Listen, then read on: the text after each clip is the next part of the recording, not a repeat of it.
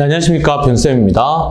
자, 오늘은 2023학년도 대입 인문논술 전형 세 번째 시간으로 홍익대, 숙명여대, 숭실대, 세종대 이 네 대학을 좀 알아보도록 하겠습니다. 자, 이 네 대학들은 수능 최저가 숭실이 2합4, 그 다음에 숙명과 세종이 2합5, 그 다음에 홍익대는 여전히 3합7 이렇게 나옵니다. 그러니까 이렇게 봤을 때 가장 최저가 센 건 홍익대죠.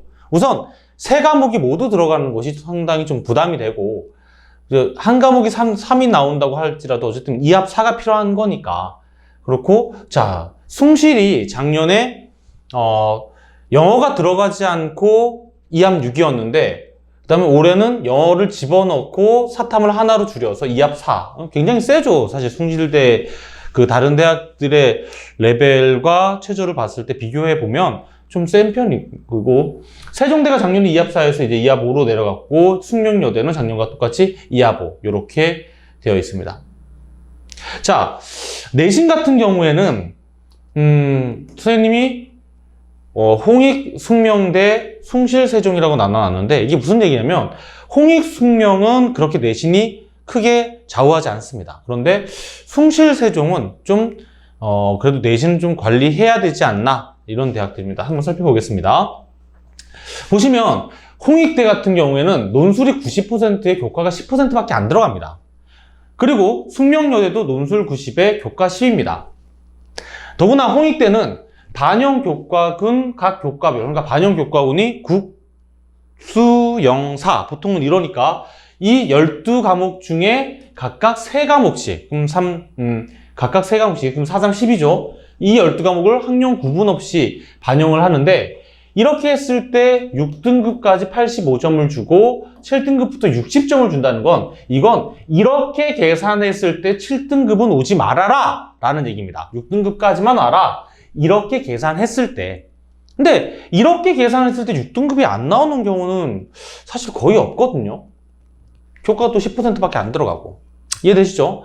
자, 숙명여대도 교과 10%밖에 안 들어가는데 8등급까지 81.9를 줍니다. 그러니까 선생님이 보기에는 이 숙명여대가 작년에 비해서 교과가 확실히 좀 내려갔거든요. 그러니까 이렇게 8등급까지는 충분히 지원할 만한 거죠.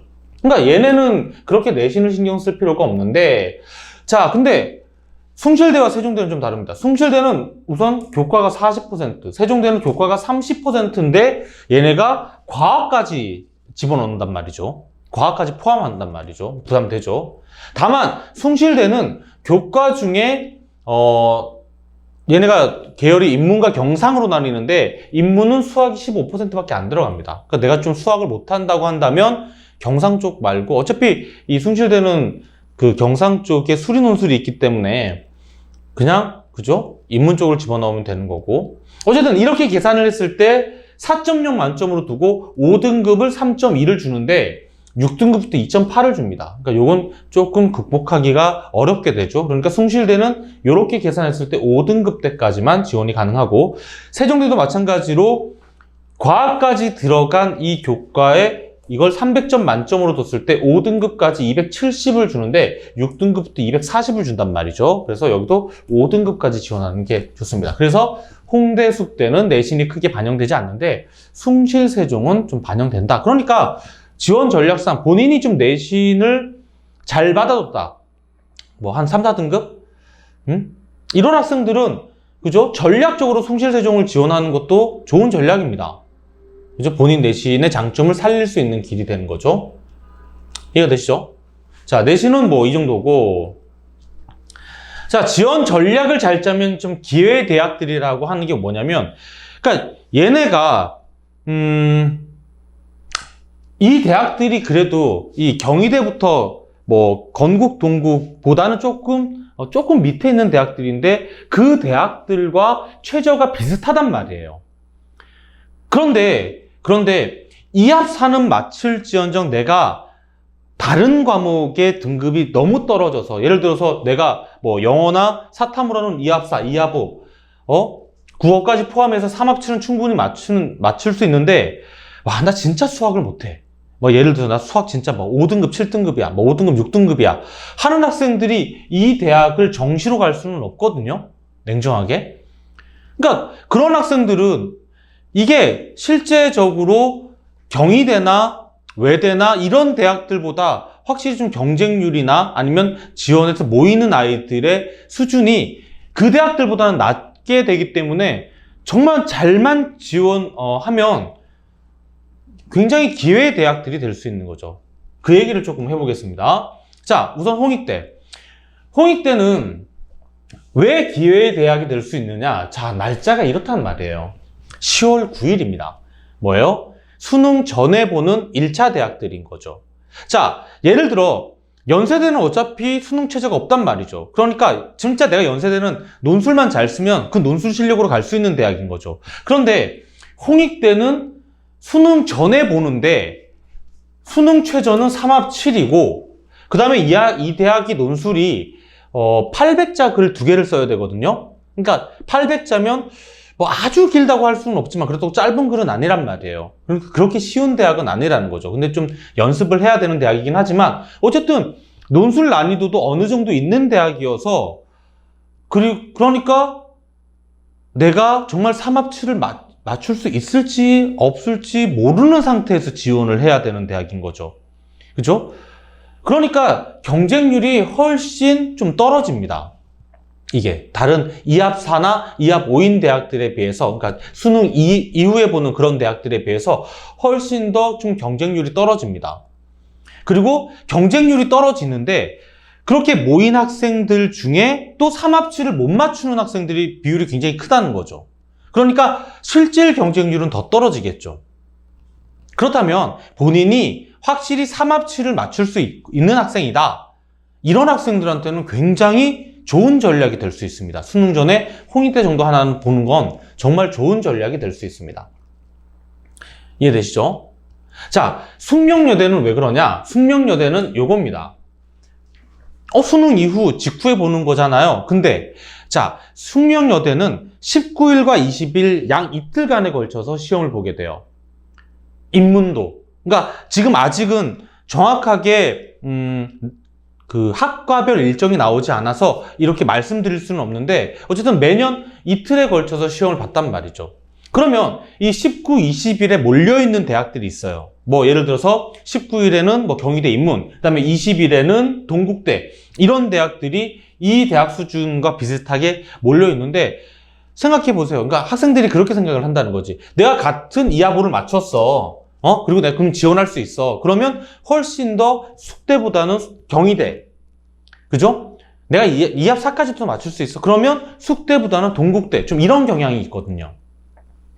그죠? 이렇게 해서 본인이 좀 잘 전략을 짜면 괜찮은 학교고, 숙명여대가 사실 논술이 어렵습니다. 이건 확실합니다. 그래도 작년에 이게 좀 쉬워진 건데, 왜 그러냐면, 얘네가, 그냥, 1000자짜리 2개를 쓰는 학교였단 말이죠.